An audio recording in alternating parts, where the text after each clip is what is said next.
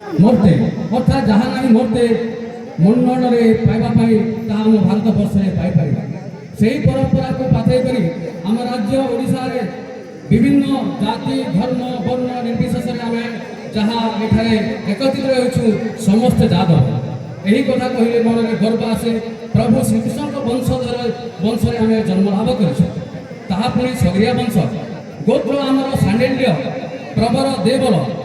ଯେଉଁ ମହାନ ଋଷି ସାଣ୍ଡିଲ୍ୟ ନନ୍ଦ ରାଜାଙ୍କର ଗୁରୁ ଥିଲେ ଏବଂ ସେ ପ୍ରଭୁ ଶ୍ରୀକୃଷ୍ଣଙ୍କ ଭବିଷ୍ୟତ ସମ୍ବନ୍ଧରେ ନନ୍ଦ ରାଜାଙ୍କୁ ସମସ୍ତ କଥା ସେ କହିସାରିଥିଲେ। ବର୍ତ୍ତମାନ ଆମେ ଆମର ମୁଖ୍ୟ ପ୍ରସଙ୍ଗ ସମ୍ବନ୍ଧରେ ଆଲୋକପାତ କରିବା। ଆଜକୁ 204 ବର୍ଷ ପୂର୍ବେ 1822 ମସିହାରେ ଆମ ସଗରିଆ ବଂଶରେ ଘୋଡ଼ାଦାନର ଏକ ପରମ୍ପରା ସୃଷ୍ଟି ହୋଇଥିଲା। ଯେମିତି ଦାନର ମହତ୍ତ୍ୱ ସମ୍ବନ୍ଧରେ କହିବା, ଅଶ୍ୱଦାନମ ମହାଦାନମ ଗଜଦାନମ ତତଃପରମ ଭୂମିଦାନମ ସର୍ବଦାନମ ଶ୍ରେଷ୍ଠ ଇତି ମଣିଷୀନମ। ପୁରାତନ ଯୁଗରେ ଅଶ୍ୱଦାନ ଅର୍ଥ ମହାଦାନ ଶକ୍ତ ସମ୍ମାନ ଓ ସମୃଦ୍ଧିର ଏକ ପ୍ରତୀକ ଥିଲା। ଏଠାରେ ପ୍ରତିପାଦିତ ହୋଇଛି। ରଜନାଗାଦିରୁ ପ୍ରଥମ କରି ଈଶ୍ୱର ବାଗକୁ 1822 ମସିହାରେ ଘୋଡ଼ାଦାନ କରାଯାଇଥିଲା। ଈଶ୍ୱର ବାଗ ଭଗିଆଙ୍କ କୈଶୋର ଅବସ୍ଥାରେ ମାତୃପିତୃହୀନ ହୋଇଯାଇଥିଲେ। ଆମ ସଗରିଆ ବଂଶର ପୂର୍ବଜମାନେ ତାଙ୍କର ଲାଳନ ପାଳନ କରିଥିଲେ। ତତ୍ପରେ ଈଶ୍ୱର ବାଗଙ୍କ ବିବାହ ବୟସ ହେବାରୁ ବଲାଙ୍ଗୀର ସ୍ଥିତ ବରମାନ ଗାଁର ପାତ୍ରୀ ଦେଖି ବିବାହ କରାଇ ଦିଆଯାଇଥିଲା। ଭୋଗିଆମାନଙ୍କ ଜୀବନ ଜୀବିକା କହିଲେ ଦାନ ନେବା, ଯାଦବ ସମାଜର ବ୍ୟକ୍ତିଙ୍କ ନିମିତ୍ତ ଦାନ ଗ୍ରହଣ କରିବା। ସେହି ଉଦ୍ଦେଶ୍ୟରେ ଭୋଗିଆ ତାର ବ୍ୟାଙ୍ଗଡାନ ଧରି ଯେଉଁଠି ଚଣ୍ଡୀ ସମୟ ପୂଜା ପାଆନ୍ତି ସେହି ବ୍ୟାଙ୍ଗଡାନ ଧରି ଧରି ବଜେଇ ଦାନ ମାଗିଥାନ୍ତି। ପରିବାର ଲୋକ ଯଥାଶକ୍ତି ଦାନ ଦେଇ ବିଦାୟ କରିଥାନ୍ତି। ବହୁଦିନ ଏହି ପ୍ରଥା ଚଲି ଆସୁଅଛି। ଏଭଳି ପରମ୍ପରା ଆଜି ଯାଏ ଚାଲି ଆସୁଅଛି। ଏଥିରେ କୌଣସି ବ୍ୟତିକ୍ରମ ନାହିଁ।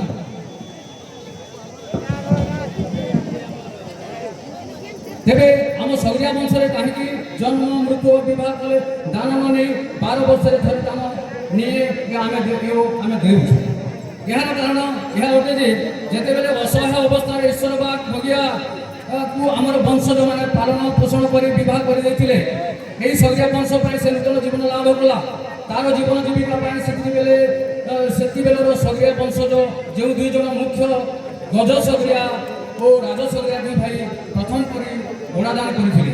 ତେଣୁ ଈଶ୍ୱର ଭୋଗିଆ ଶପଥ ଆମର ପୂର୍ବଜ ରଜ ଗଜ ସଗରିଆଙ୍କ ଠାରେ ଶପଥ କଲେ ଯେ ଆଉ ମୁଁ ତୁମ ସଗରିଆ ବଂଶର ପରିବାରରେ ଜନ୍ମ ମୃତ୍ୟୁ ଓ ବିବାହରେ ଦାନ ନ ନେଇ କେବଳ ପ୍ରତି 12 ବର୍ଷରେ ଥରେ ଏ ଘୋଡ଼ାଦାନ ନେବି। ଏଠାରେ ମୁଁ ଶପଥ କଲି। ଆମର ବଂଶଜମାନେ ମଧ୍ୟ ଶପଥ କଲେ ଯେ 12 ବର୍ଷରେ ଥରେ ତତେ ଗୋଟିଏ ଘୋଡ଼ାଦାନ କରି ଦେବା। ସେହିଦିନ ଠାରୁ ଆଜକୁ 204 ବର୍ଷ ହେବ ଏହି ଅଭିନବ ପରମ୍ପରା ଚାଲି ଆସିଅଛି। ଆମେ ମଧ୍ୟ ଆମର ପୂର୍ବଜମାନଙ୍କ ଶପଥ ରକ୍ଷା ନିମନ୍ତେ ଏହି ପର୍ବ ପାଳନ କରି ଆସୁଅଛୁ। ରଜନାଗାଦିର ମହତ୍ତ୍ୱ ଏହିକି ପ୍ରାଚୀନ ଇନ୍ଦ୍ର ନଦୀ କୂଳରେ ରଜନା ଗ୍ରାମ ଅବସ୍ଥିତ। ଏହି ନଦୀର କୁଳୁକୁଳୁ ନାଦରେ ଉନ୍ମାଦ ଥାଏ। ଏହିଠାରୁ ଈଶ୍ୱର ବାଗ ଭୋଗିଆ ଘୋଡ଼ାଦାନ ପାଇଁ ସସ୍ତ୍ରୀକ ଘୋଡ଼ାରେ ବସି ଏହି ନଦୀରେ ଅତିକ୍ରମ କରିଥିବାରୁ ଏହା ଘୋଡ଼ାଘାଟ ନାମରେ ସୁବିଖ୍ୟାତ ହୋଇଅଛି। ଦାନ ଦେଇଥାଏ ଦାତା, ଯିଏ ଗ୍ରହଣ କରେ ଗ୍ରହୀତା। ଏହି କାର୍ଯ୍ୟକ୍ରମରେ ସମସ୍ତେ ଯାଦବ ଭାଇ ଭଉଣୀ ମା ମାଉସୀ ଏତିକି ଶିକ୍ଷା ଅର୍ଜନ କରିହେଉଛି ଯେ ଆମେ କିଛି ଦାନ କରିବା, କିଛି ପୁଣ୍ୟ କରିବା, ଯାହାଦ୍ୱାରା ଆମର ପରପିଢ଼ି ଶିକ୍ଷା ଅର୍ଜନ କରିବା ଦାନର ମହାନତା କ'ଣ ବୁଝିବେ। ଆମର ସଗରିଆ ବଂଶ ସଶକ୍ତ ସୁଦୃଢ଼ ପରିବାରକୁ ଆମର ପୂର୍ବଜମାନଙ୍କର ବଚନକୁ ଅଟଳ ଭାବରେ ରକ୍ଷା କରିବା ଆମର ଧର୍ମ ମର୍ଯ୍ୟାଦା ବୋଲି ବିଶ୍ୱାସ କରୁ। ଦାନ ଦେବା ଏକ ମହତ ପଡ଼ିବା, ଏହା ଏକ ଧର୍ମଦାନ। ଧର୍ମ ମାନେ ଅନ୍ୟକୁ ବଞ୍ଚାଏ, ନିଜେ ବଞ୍ଚେ ଧର୍ମ ବୋଲି ତାକୁ କହେ, ନହେଲେ ଧର୍ମ କିଛି ନୁହେଁ।